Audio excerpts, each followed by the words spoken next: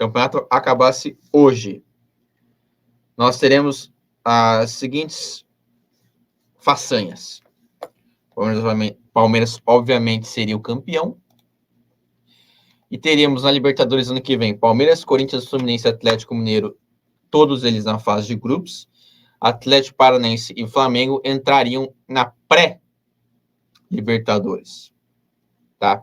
Para a Sul-Americana iriam Internacional, Bragantino, Santos, São Paulo, Botafogo e Ceará. E seriam rebaixados Coritiba, Atlético Goianiense, Juventude e Fortaleza, obviamente com adendo, que é o jogo do Coritiba contra o Cuiabá hoje. Caso o Coritiba vença, o Coritiba vai a 22 pontos. Ele pode chegar até o 13º lugar. E aí o Cuiabá entraria no Z4. Caso o Cuiabá vença, quem vai para o 13º lugar é ele. Vamos lá. Vamos fazer um breve resumo desse primeiro turno. Vamos dar nossas opiniões aqui para a gente falar como foi esse primeiro turno, né? Tivemos um Palmeiras absoluto, Dedão. Olha, o Palmeiras liderou, né, por boa parte do primeiro turno, mas ele nunca, assim, deixou de se disparar por mais de 6, tipo, abriu 6 pontos. Ele nunca, não abriu 6 pontos até agora, o segundo colocado. Já teve oportunidade, mas não fez. É um campeonato onde podemos esperar surpresas? Podemos.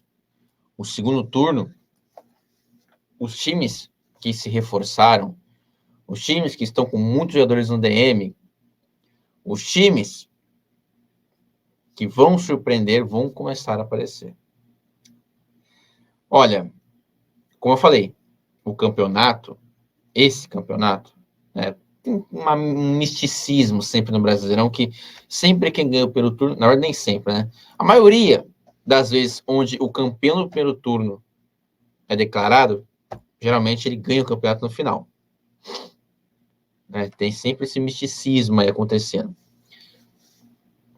Só que esse ano, eu acho que está bem aberto às surpresas, viu? Assim, o Palmeiras, ele manteve o seu elenco, né? Ele não perdeu nenhum jogo importante, né? O Danilo não foi embora, Dudu e Rony seguem, o Veiga tá aí também ainda, por mais que o Veiga, desde que se machucou e voltou, não voltou legal até então. O Palmeiras tem o melhor zagueiro do Brasil, Gustavo Gomes, o melhor goleiro do Brasil, Everton. Então, mano, tem ali um time bom. Já o restante, como eu falei, está aberto às surpresas. O Corinthians trouxe um Yuri Alberto, que fez 2 boas partidas até aqui. Parece estar solucionando o problema de camisa 9 no Corinthians. Falta fazer o gol, falta. Mas o que ele já fez já parece ser mais promissor do que com o Júnior Moraes. Né, que em questão de comparação é um jogador que nem está lá. Eu até falei do jogo, mas o jogo já não está mais lá, então não tem mais por que falar. O Flamengo também é outro time que eu vejo com bons olhos, que inclusive, né, vai ter Corinthians e Flamengo na Libertadores, e vai ser um jogaço dos dois clubes que se reforçaram legal nessa janela, com suas variáveis que estavam faltando. Né? O Corinthians contratou um zagueiro experiente, que é o Balbuena, contratou o Yuri Alberto, né, que era o 9 que talvez o Corinthians precise, que estava faltando. O Flamengo se reforçou com o Vidal, com o Cebolinha, 2 nomes do futebol europeu. Então, ó, poderemos esperar um grande confronto de Libertadores desses dois times, tá? Para mim, são os dois clubes que podem surpreender e muito nesse segundo turno do campeonato. 2 times promissores demais. Demais. O Atlético Mineiro também contratou, né? O Allan Kardec aí, o Pedrinho, o Pabon e o Cuca. Né? O Cuca que montou esse esquema de jogo do Atlético do ano passado, onde ele foi o absoluto no Campeonato Brasileiro. E tá voltando agora. O Atlético Mineiro tem um confronto também contra o Palmeiras pela Libertadores. E ele tá em 4º no Brasileirão. E tá agora a 7 pontos do Palmeiras. Agora está a 7 pontos do Palmeiras. Né? Tomou uma distanciada legal.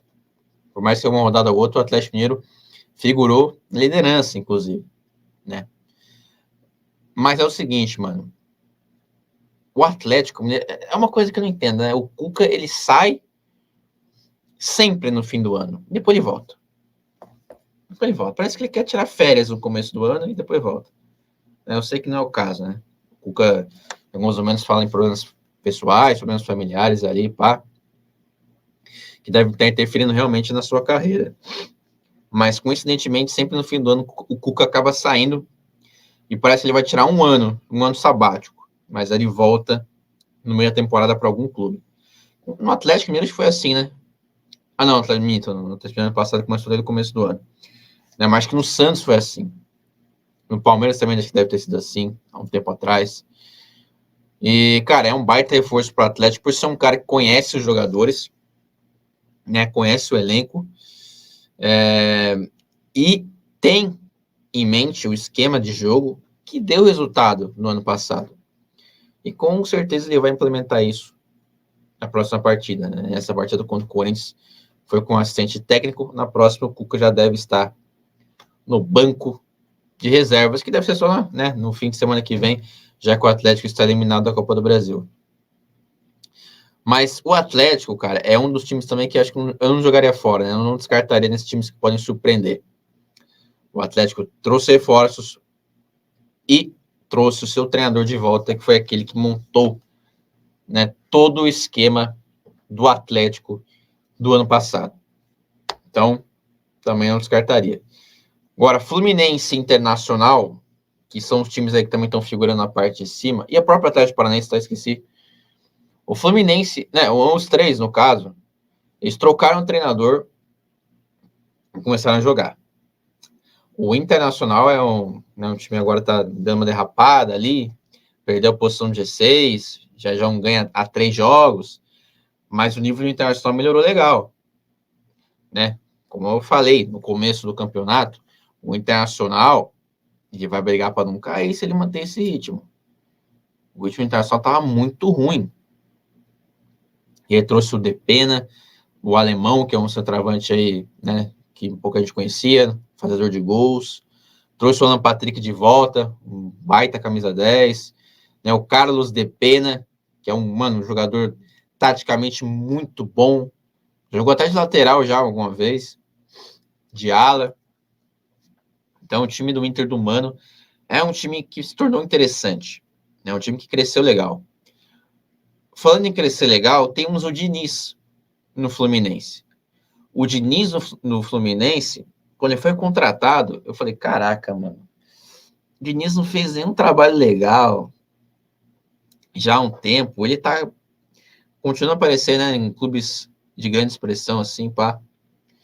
E eu tô impressionado, mano. Pra mim, até agora, o Diniz é um dos melhores treinadores do Campeonato Brasileiro, se não for melhor, né? O Fluminense tá jogando num nível absurdo. O Fluminense, gente, nas últimas 5 partidas, ele ganhou 4 e empatou uma. Foi contra o São Paulo no Morumbi, 2-2. O time do Fluminense ele tá muito bem montado. Muito bem montado.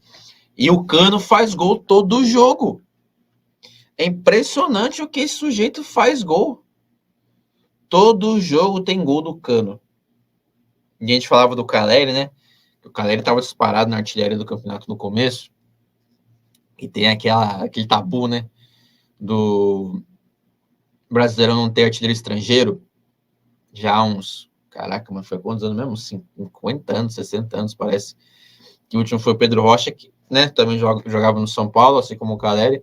Mas olha o Cano. Mano, o Cano tem 11 gols no campeonato. 11 ou 12. O Caleri acho que tá com 10 ou 11 também. Deve estar 1 ou 2 gols atrás do Cano.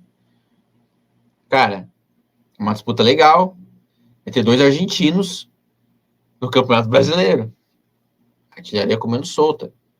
Né? Mas, e falando especificamente do Cano, o Cano saiu do Vasco, foi pro Fluminense, saiu da Série B, né? Foi pro Fluminense num projeto de Libertadores. Infelizmente acabou não dando certo o Fluminense, acabou sendo, né, eliminado na pré-Libertadores e também na fase de grupos da Sul-Americana.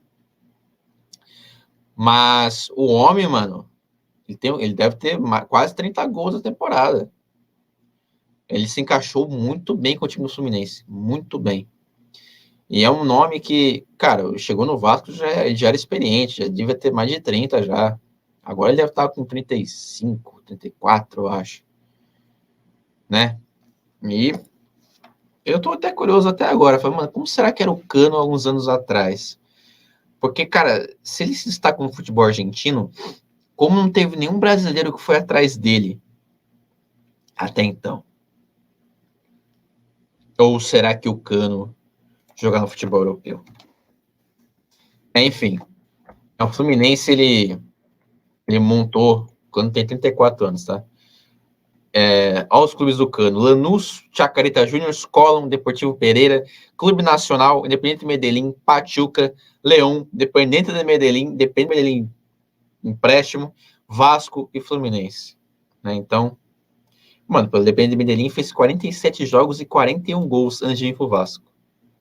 Né? Então, pegou no auge o Vasco. O Fluminense ele tem 47 jogos, 29 gols.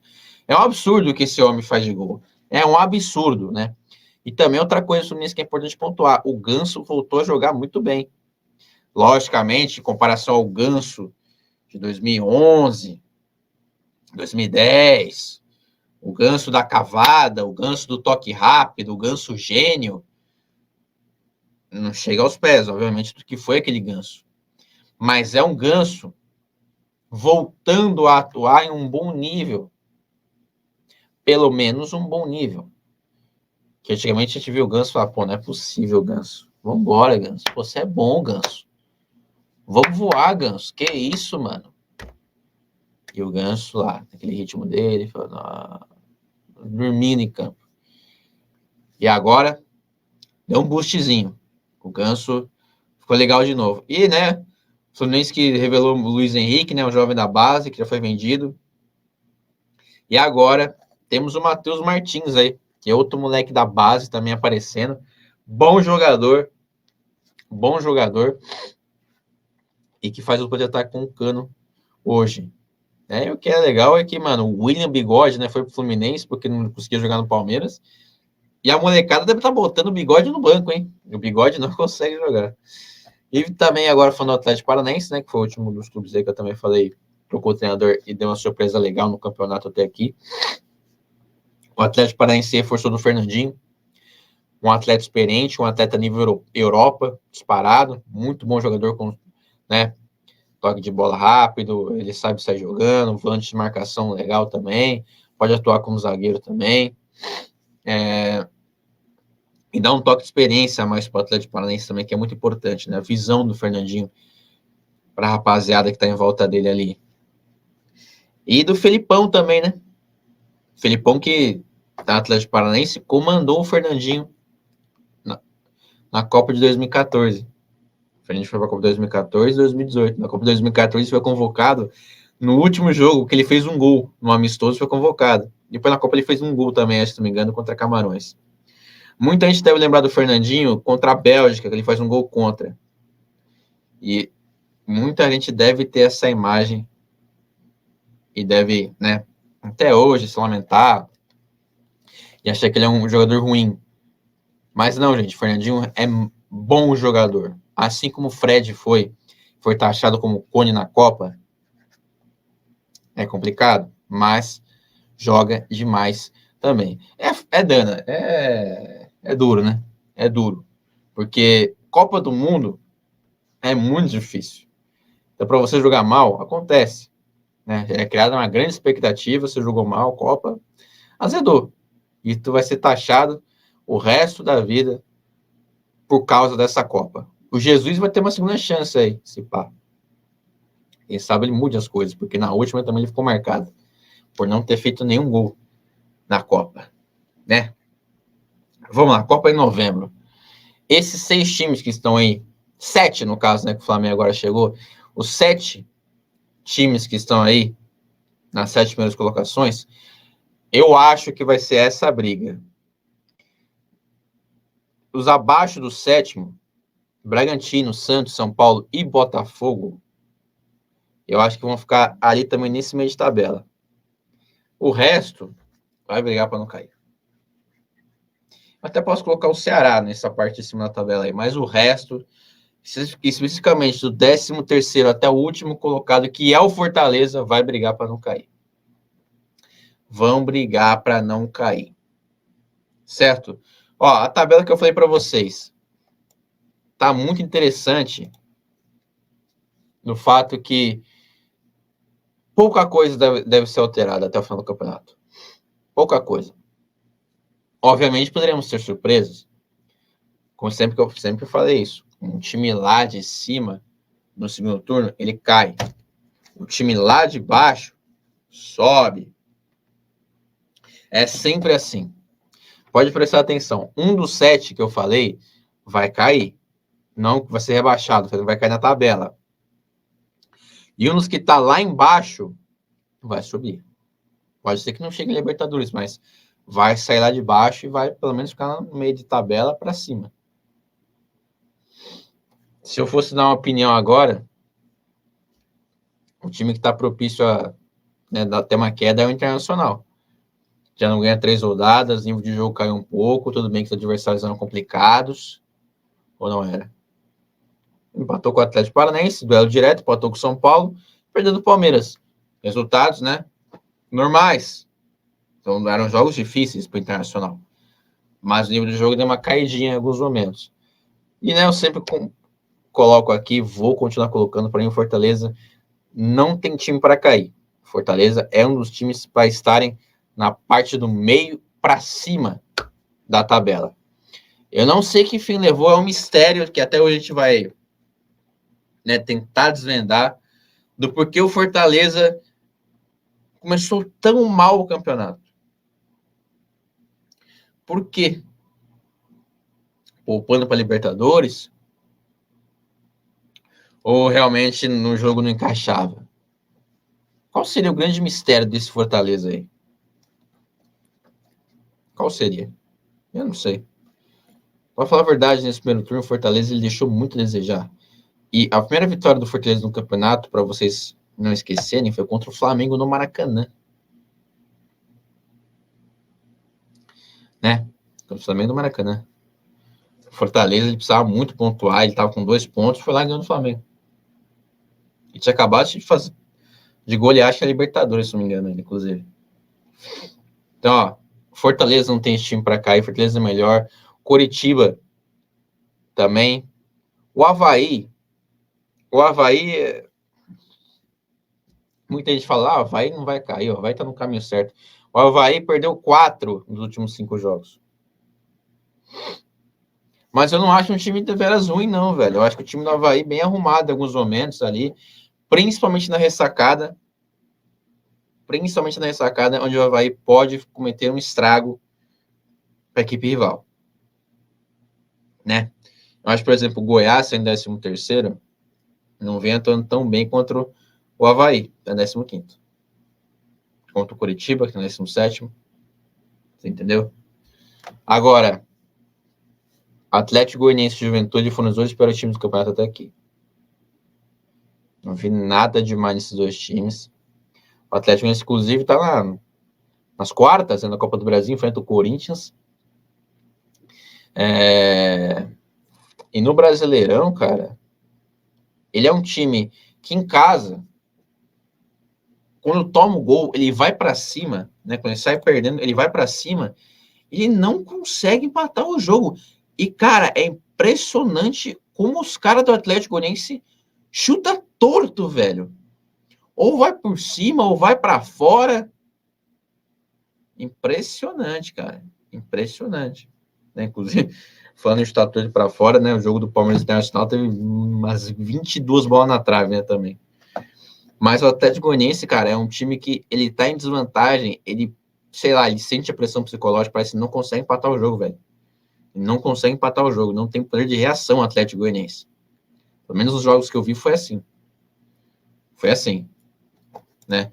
E esse time Atlético Goianiense, cara, tem o quê? O que é o Jorginho, né? Um camisa 10 experiente, já da uma idade avançada. O Churin, que era do Grêmio, centroavante. Inclusive no Grêmio ele era reserva, não conseguia jogar. E tem outras peças, Atlético Goianiense, mas, cara, sinceramente, ele começou o campeonato ali, pá, né, entre o 19º, depois começou a cair, e tá aí, 5 derrotas em 5 jogos. 18º, preocupante. Já a Juventude, né, ganhou esse último jogo aí contra o Ceará. O Ceará tentou ferrar o Fortaleza, conseguiu, né? Derrubou o Fortaleza para a lanterna de novo. Mas o Juventude, de todos os clubes, 20 clubes, nesse primeiro turno, ele foi que, para mim, apresentou o pior futebol. Dedão em Fortaleza em último. O Fortaleza, mesmo em último, ele apresentou um futebol melhor do que Atlético Goianiense e Juventude. Faltou vencer. Contra o Corinthians, por exemplo, foi um grande exemplo disso. Você entendeu? Contra o Corinthians, o Fortaleza amassou, botou bola na trave, botou pressão e perdeu por 1-0. Um gol contra. Em outro jogo também, Fortaleza amassando, perdeu. O time do Fortaleza não é para estar aí, gente. O time do Fortaleza peca em finalização, às vezes, né, falta de concentração, perde pênalti também. Então, né, vários detalhes do Fortaleza está em último aí, mas o futebol apresentado é melhor, sim, que do Atlético Goianiense e também da Juventude nesse primeiro turno. E, cara, isso quer dizer que até alguns fora da zona de rebaixamento também, né? Em alguns momentos Fortaleza aí. Mas, enfim, de praxe, é mais ou menos isso daí.